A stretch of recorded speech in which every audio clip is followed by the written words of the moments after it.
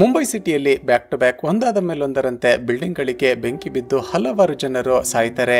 ಮೊದಲಿಗೆ ಇವೆಲ್ಲ by accidentally ಆಗ್ತಿರೋದು ಅಂತ ಅಂದುಕೊಂಡಿದ್ದ ಫೈರ್ ಡಿಪಾರ್ಟ್ಮೆಂಟ್ ನ ಹೆಡ್ ಆಗಿರುವ ಚಿತ್ರದ ಹೀರೋ ವಿಠಲ್ ಇನ್ವೆಸ್ಟಿಗೇಷನ್ ಮಾಡ್ತಾ ಹೋದಾಗಿ ಹಲವಾರು ಶಾಕಿಂಗ್ ಟ್ವಿಸ್ಟ್ ಗಳು ರಿವೀಲ್ ಆಗೋದಕ್ಕೆ ಶುರುವಾಗುತ್ತವೆ. ಅಷ್ಟಕ್ಕೂ ಮೇಲಿಂದ ಮೇಲೆ ಬಿಲ್ಡಿಂಗ್ ಗಳಿಗೆ ಬೆಂಕಿ ಬೀಳ್ತಿರೋದು ಯಾಕೆ?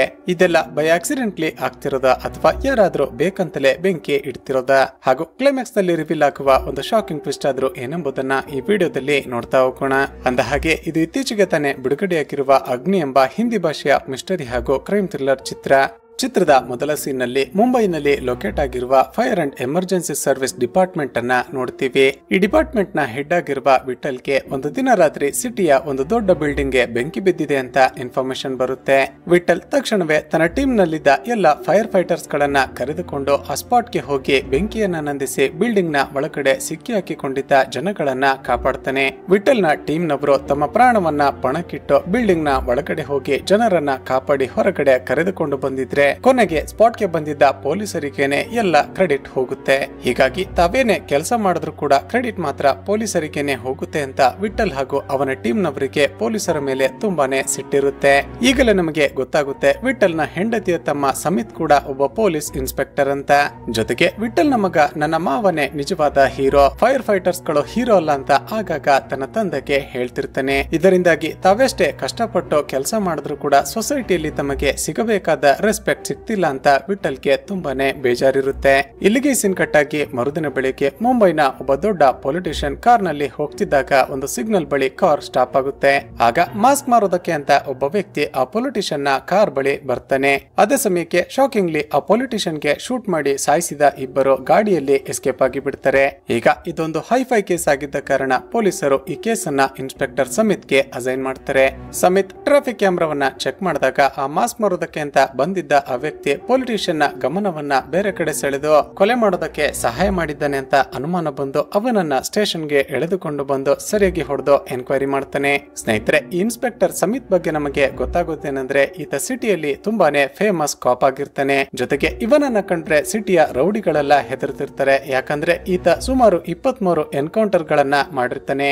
ಈಗ ಸಮಿತ್ ಆ ವ್ಯಕ್ತಿಗೆ ಸರಿಯಾಗಿ ಹೊಡೆದು ಅವನನ್ನ ಬಿಲ್ಡಿಂಗ್ ನ ಮೇಲಿನಿಂದ ಕೆಳಗಡೆ ಬೀಳಿಸಿ ಬಿಡುವ ರೀತಿ ಹೆದರಿಸಿ ವಿಚಾರಿಸಿದಾಗ ಆತ ಅನಿಲ್ ನಾಯಕ್ ಎಂಬ ಒಂದು ಹೆಸರನ್ನ ಹೇಳ್ತಾನೆ. ಈ ರೀತಿಯಾಗಿ ಕೊಲೆಗಾರ ಯಾರು, ಕೊಲೆ ಮಾಡೋದಕ್ಕೆ ಕಾರಣ ಏನು ಅಂತ ಕಂಡು ಹಿಡಿದ ಸಮಿತ್ ಅವರನ್ನ ಜೈಲಿಗೆ ಹಾಕ್ತಾನೆ. ಇಲ್ಲಿಗೆ ಸೀನ್ ಕಟ್ ಆಗಿ ಮರುದಿನ ಬೆಳಿಗ್ಗೆ ಸಿಟಿಯ ಒಂದು ದೊಡ್ಡ ಬಿಲ್ಡಿಂಗ್ ನಲ್ಲಿ ಬೆಂಕಿ ಬಿದ್ದಿದೆ ಅಂತ ಇನ್ಫಾರ್ಮೇಶನ್ ಬರುತ್ತೆ.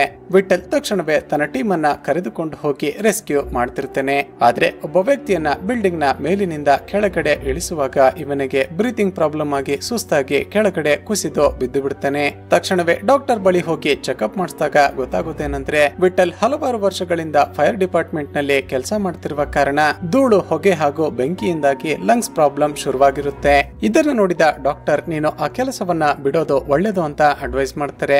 ಆದ್ರೆ ವಿಠಲ್ ಮಾತ್ರ ಡಾಕ್ಟರ್ ನ ಮಾತುಗಳನ್ನ ತಲೆಗೆ ಹಾಕಿಕೊಳ್ಳದೆ ಮತ್ತೆ ಎಂದಿನಂತೆ ಡ್ಯೂಟಿಗೆ ಹಾಜರಾಗ್ತಾನೆ. ಇಲ್ಲಿಗೆ ಸೀನ್ ಕಟ್ ಆಗಿ 2 ದಿನಗಳ ನಂತರ ಮತ್ತೆ ಫೈರ್ ಸ್ಟೇಷನ್ ಗೆ ಸಿಟಿಯ ಒಂದು ದೊಡ್ಡ ಮೂವಿ ಥಿಯೇಟರ್ ಒಳಗಡೆ ಬೆಂಕಿ ಬಿದ್ದಿದೆ ಅಂತ ಇನ್ಫಾರ್ಮೇಶನ್ ಬರುತ್ತೆ. ವಿಠಲ್ ತಕ್ಷಣವೇ ತನ್ನ ಟೀಮ್ ಅನ್ನ ಕರೆದುಕೊಂಡು ಆ ಸ್ಪಾಟ್ ಗೆ ಹೋಗುವಷ್ಟರಲ್ಲಿ ಆ ಥಿಯೇಟರ್ ಸುಟ್ಟು ಕರಕಲಾಗಿರುತ್ತೆ.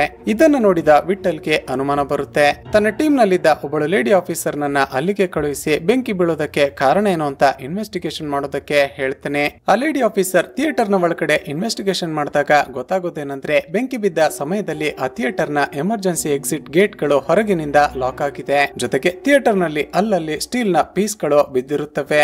ಇಲ್ಲಿಗೆ ಸೀನ್ ಕಟ್ ಆಗಿ ಆ ದಿನ ರಾತ್ರಿ ವಿಠಲ್ ತನ್ನ ಹೆಂಡತಿ ಹಾಗೂ ಮಗನನ್ನ ಕರೆದುಕೊಂಡು ಒಂದು ಪಾರ್ಟಿಗೆ ಹೋಗಿರ್ತಾನೆ. ಅಲ್ಲಿಗೆ ಸಮಿತ್ ಕೂಡ ತನ್ನ ಹೆಂಡತಿಯನ್ನ ಕರೆದುಕೊಂಡು ಬಂದಿರ್ತಾನೆ. ಮೊದಲೇ ಒಬ್ಬರನ್ನ ಕಂಡರೆ ಒಬ್ಬರಿಗೆ ಆಗದ ಇವರಿಬ್ಬರು ಡಿಪಾರ್ಟ್ಮೆಂಟ್ ನ ವಿಷಯಕ್ಕೆ ಎಲ್ಲರ ಮುಂದೆ ಕಿತ್ತಾಡಿಕೊಳ್ಳೋದಕ್ಕೆ ಶುರು ಮಾಡ್ತಾರೆ. ಕೊನೆಗೆ ವಿಠಲ್ ನ ಹೆಂಡತಿ ಅವರನ್ನ ಸಮಾಧಾನ ಮಾಡಿ ವಿಠಲ್ ನನ್ನ ಮನೆಗೆ ಕರೆದುಕೊಂಡು ಹೋಗ್ತಾಳೆ. ಮರುದಿನ ಬೆಳಿಗ್ಗೆ ಮತ್ತೆ ಮುಂಬೈನ ಒಂದು ಕೋಚಿಂಗ್ ಸೆಂಟರ್ ಗೆ ಬೆಂಕಿ ಬಿದ್ದಿದೆ ಅಂತ ಇನ್ಫಾರ್ಮೇಶನ್ ಬರುತ್ತೆ. ತಕ್ಷಣವೇ ವಿಠಲ್ ಎಲ್ಲರನ್ನ ರೆಡಿ ಮಾಡಿಕೊಂಡು ಫೈರ್ ಇಂಜಿನ್ ತೆಗೆದುಕೊಂಡು ಆ ಕೋಚಿಂಗ್ ಸೆಂಟರ್ ಹತ್ರ ಹೋಗೋದಕ್ಕೆ ಪ್ರಯತ್ನ ಪಟ್ರೆ ಸಾಧ್ಯ ಆಗುದಿಲ್ಲ.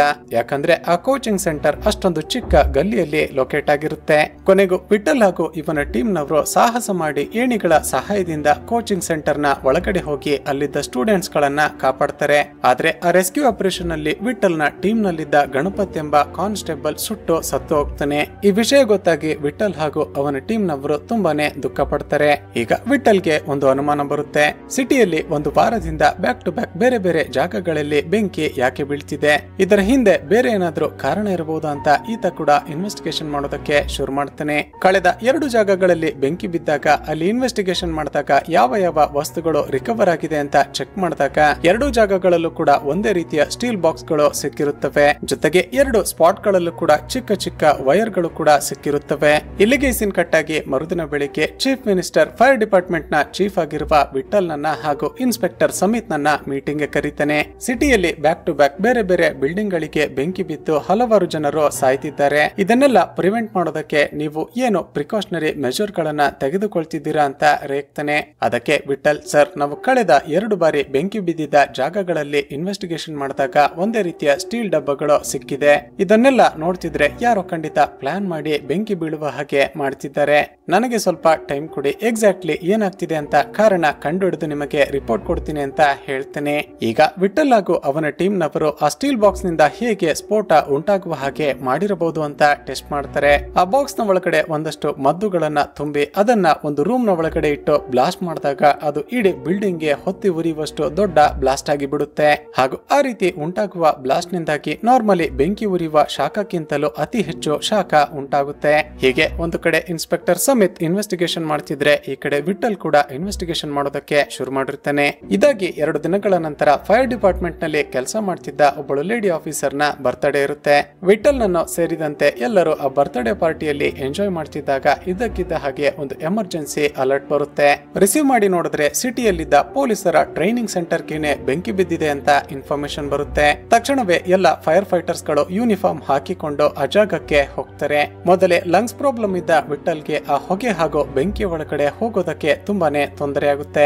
ವಿಠಲ್ ಮತ್ತೆ ಇದ್ದಕ್ಕಿದ್ದ ಹಾಗೆ ಮೂರ್ಛೆ ಹೋಗಿ ಅಲ್ಲೇ ಬಿದ್ದು ಬಿಡ್ತಾನೆ. ತಕ್ಷಣವೇ ಕಾನ್ಸ್ಟೇಬಲ್ ಗಳು ವಿಠಲ್ ನನ್ನ ಕರೆದುಕೊಂಡು ಹೊರಗಡೆ ಬರ್ತಾರೆ.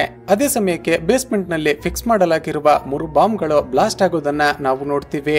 ಎಲ್ಲರೂ ಒಳಗಡೆ ಸಿಕ್ಕಿ ಹಾಕಿಕೊಂಡಿರುವ ಜನರನ್ನ ಕಾಪಾಡೋದಕ್ಕೆ ಪ್ರಯತ್ನ ಪಡ್ತಿದ್ರೆ ಅದೇ ಫೈರ್ ಡಿಪಾರ್ಟ್ಮೆಂಟ್ ನಲ್ಲಿ ಕೆಲಸ ಮಾಡ್ತಿದ್ದ ಮಹಾದೇವ್ ಎಂಬ ಕಾನ್ಸ್ಟೇಬಲ್ ಮಾತ್ರ ವಿಚಿತ್ರವಾಗಿ ನಗ್ತಾ ಹೊರಗಡೆ ಬರ್ತಾನೆ. ಹೀಗೆ ಕಾಪಾಡೋದಕ್ಕೆ ಅಂತ ಹೋಗಿದ್ದ ಮತ್ತೊಬ್ಬ ಕಾನ್ಸ್ಟೇಬಲ್ ಕೂಡ ಬೆಂಕಿಗೆ ಆಹುತಿಯಾಗಿ ಹೋಗ್ತಾನೆ. ಹೀಗೆ ಪದೇ ಪದೇ ಬೀಳ್ತಿರುವ ಬೆಂಕಿಯಲ್ಲಿ ಡಿಪಾರ್ಟ್ಮೆಂಟ್ ನ ಮತ್ತೊಬ್ಬ ಕಾನ್ಸ್ಟೇಬಲ್ ನನ್ನ ಕಳೆದುಕೊಂಡ ವಿಠಲ್ ಹಾಗೂ ಅವನ ಟೀಮ್ ನವರಿಗೆ ಮತ್ತಷ್ಟು ದುಃಖ ಆಗುತ್ತೆ. ಮರುದಿನ ಬೆಂಕಿಯಲ್ಲಿ ಸುಟ್ಟು ಸತ್ತಿದ್ದ ಆ ಕಾನ್ಸ್ಟೇಬಲ್ ನ ಅಂತಿಮ ಸಂಸ್ಕಾರ ನಡೀತಿರುತ್ತೆ.